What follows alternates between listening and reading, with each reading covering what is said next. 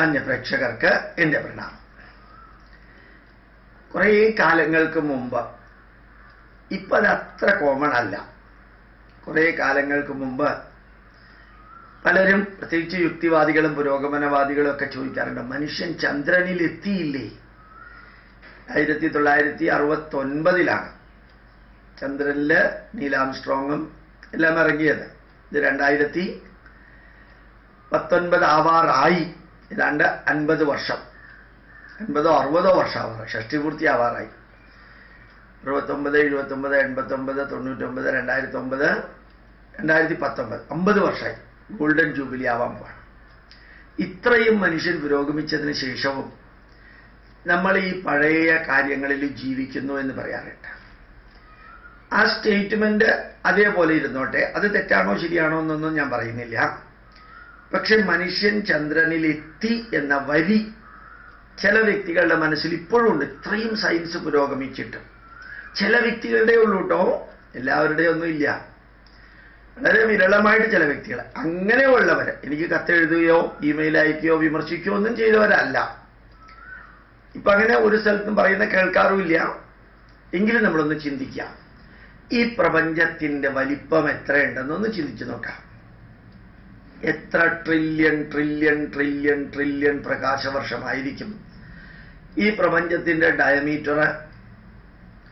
ഇനി അഥവാ എത്രയും പ്രകാശവർഷമാണ് ഡയമീറ്റർ എന്ന് പറഞ്ഞാലും ആ ഡയമീറ്ററിന് അപ്പുറത്തെന്താ? അതും ഈ പ്രപഞ്ചം തന്നെയല്ലേ. അപ്പൊ അതിന്റെ അന്ത്യം എന്ന് പറയുന്നത് എവിടെയാ?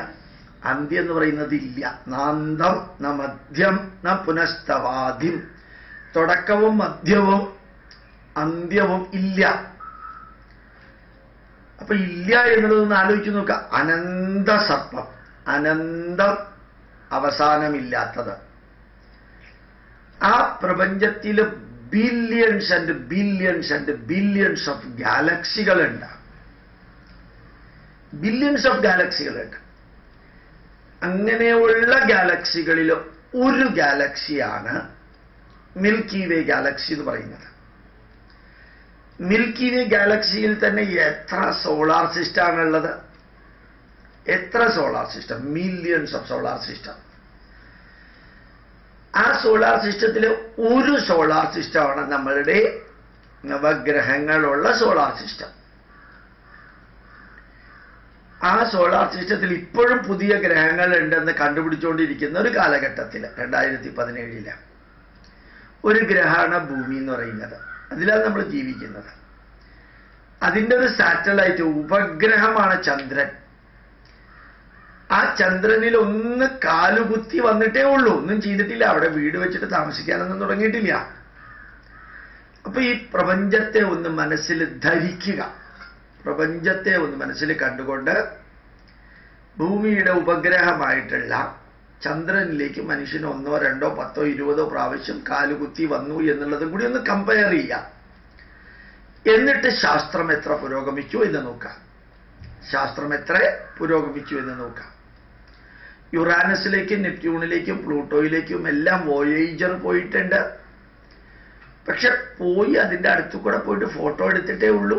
അവിടെ ഇറങ്ങിയിട്ട് കുറേ മനുഷ്യരെ അവിടെ ഇറക്കിയിട്ട് ബസ്സിൽ യാത്ര ചെയ്യുന്നവരെ കുറേ പേരെ കയറ്റി, എന്നിട്ട് കുറേ പേരെ ഇറക്കി, അടുത്ത സ്റ്റോപ്പിൽ കുറേ പേരെ കയറ്റി, കുറേ പേരെ ഇറക്കി. അങ്ങനെ ചെയ്തിട്ടൊന്നുമില്ല, അടുത്ത കാലത്തൊട്ട് സാധിക്കുകയില്ല. അപ്പോൾ ജസ്റ്റ് ആലോചിച്ചു നോക്കാം, മനുഷ്യന്റെ പരിമിതമായിട്ടുള്ള അച്ചീവ്മെന്റുകൾ എത്രയുണ്ട്, ഇനി അച്ചീവ് ചെയ്യാനായിട്ട് എത്രയുണ്ട്, അതിൻ്റെ സാധ്യതകൾ എത്രയുണ്ട്, ഇപ്പൊ നമ്മൾ എവിടെ നിൽക്കുന്നു. ഇങ്ങനെയും കൂടി ചിന്തിക്കണം.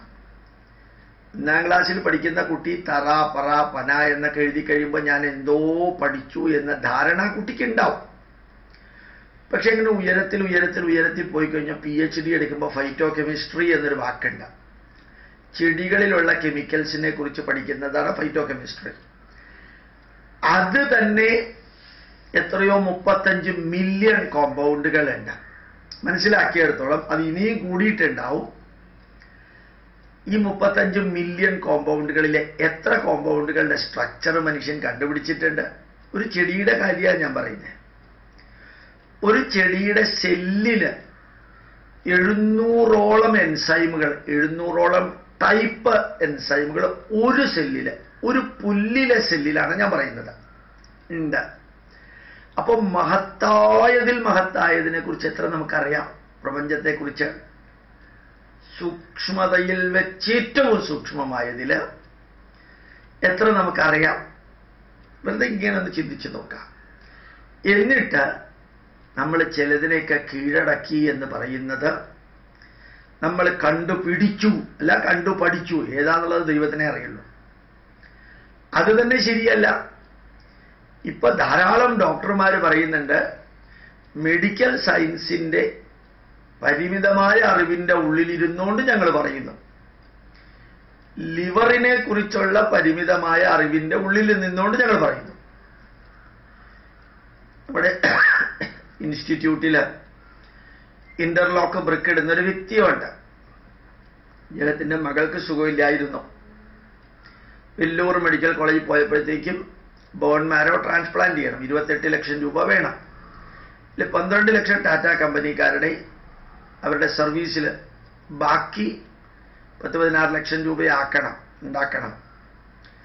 അതിൽ ഒരു north Indian doctor Vellore medical കോളേജിലെ, ക്രിസ്ത്യൻ മെഡിക്കൽ കോളേജിലെ ഒരു നോർത്ത് ഇന്ത്യൻ ഡോക്ടർ സ്വകാര്യമായിട്ട് ഈ വ്യക്തിയോട് പറഞ്ഞു, പണ്ടത്തെ കാര്യമല്ല, കഴിഞ്ഞ ആഴ്ചയിലത്തെ കാര്യം, പണ്ടത്തെ കാര്യമല്ല, കഴിഞ്ഞ ആഴ്ച 7 ദിവസം മുമ്പുള്ള കാര്യമാണ്, നിങ്ങൾ പൈസ ഉണ്ടാക്കാൻ ധൃതി പിടിക്കണ്ട, ശ്രദ്ധിച്ചിട്ട് മതി, കുട്ടി തിരിച്ചു വരുമെന്ന് ഉറപ്പൊന്നുമില്ല, അഥവാ ഓപ്പറേഷൻ നടത്തിയാലും 50% സക്സസ്സേ ഉള്ളൂ, അതുകൊണ്ട് കാശുണ്ടാക്കിയിട്ട് ഓപ്പറേറ്റ് ചെയ്തിട്ട് വലിയ പ്രതീക്ഷയായിട്ട് നിൽക്കണ്ട പറഞ്ഞു. അടുത്തതിൻ്റെ പിന്നത്തെ ദിവസം കുട്ടി മരിക്കുകയും ചെയ്തു. അതായത് ഇപ്പം 3 ദിവസമായുള്ളൂ മരിച്ചിട്ട്, 3-4 ദിവസമായി മരിച്ചിട്ട്. അപ്പോൾ ഏറ്റവും വലിയ ഒരു മെഡിക്കൽ സിസ്റ്റത്തിന് പോലും പരിമിതമായിട്ടുള്ള അറിവേ ഉള്ളൂ.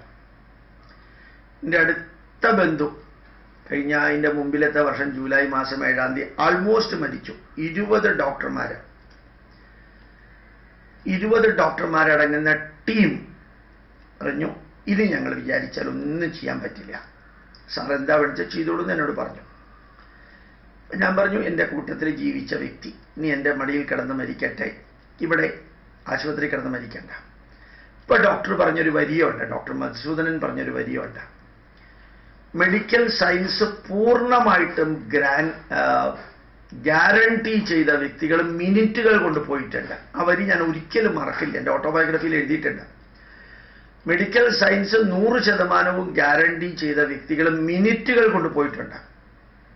മെഡിക്കൽ സയൻസ് കൈയൊഴിഞ്ഞ വ്യക്തികള്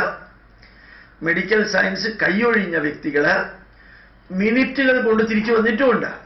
അതുകൊണ്ട് സാമ്പത്തിക ബുദ്ധിമുട്ടില്ലെങ്കിൽ കൊണ്ടുപോകരുത്. നമ്മളിവിടെ ICUവിൽ നോക്കാം. അപ്പൊ ഞാൻ ആ വരികൾ നോക്കാം. മെഡിക്കൽ സയൻസ് ഗ്യാരണ്ടി ചെയ്തത് മിനിറ്റുകൾ കൊണ്ട് പോയിട്ടുണ്ട്, മെഡിക്കൽ സയൻസ് കൈയൊഴിഞ്ഞത് തിരിച്ചു വന്നിട്ടുണ്ട്. അപ്പൊ മനുഷ്യന്റെ പരിമിതി എല്ലാ മണ്ഡലത്തിലുമുണ്ട്. അതുകൊണ്ട് നമ്മൾ ചന്ദ്രനിലേക്ക് പോയി, അല്ലെങ്കിൽ ഹാർട്ട് ട്രാൻസ്പ്ലാന്റ് ചെയ്തു, ഓർഗൻ ട്രാൻസ്പ്ലാന്റ് ചെയ്തു. ഇതെല്ലാം പറയുമ്പോഴും മഹാസാഗരം മാതിരിയുള്ള ജീവിത പന്താവില് ചെറിയ ചെറിയ മീറ്റർ സ്റ്റോണുകളാണ്, മൈൽ സ്റ്റോണുകളല്ല, മീറ്റർ സ്റ്റോണുകളാണ് നമ്മൾ മുമ്പോട്ട് പോകുന്നത്. യഥാർത്ഥത്തിൽ ഭരദ്വാജനും ബ്രഹ്മാവും തമ്മിലൊരു ചർച്ചയുണ്ടായി എത്ര വേദത്തില്. ഭരദ്വാജൻ മാനസപുത്രനാണ്, ഭരദ്വാജൻ ബ്രഹ്മാവിന്റെ മാനസപുത്രനാണ്. ഇതൊരു കഥാരൂപത്തിൽ പറയുന്നതാണ്. അല്ലയോ പിതാമഹ, എനിക്ക് 3 ജന്മവും കൂടി തരണം. ഇപ്പൊ ബ്രഹ്മാവ് ചോദിച്ചു, അതെന്തിനാ 3 ജന്മം? ഞാൻ ഈ ജന്മത്തിൽ കുറേ കാര്യങ്ങൾ ചെയ്തു. അംശുബോധിനി എന്ന പുസ്തകം എഴുതിയത് അദ്ദേഹമാണ്. ഭരദ്വാജന്റെ കുലത്തിൽപ്പെട്ട ആള്.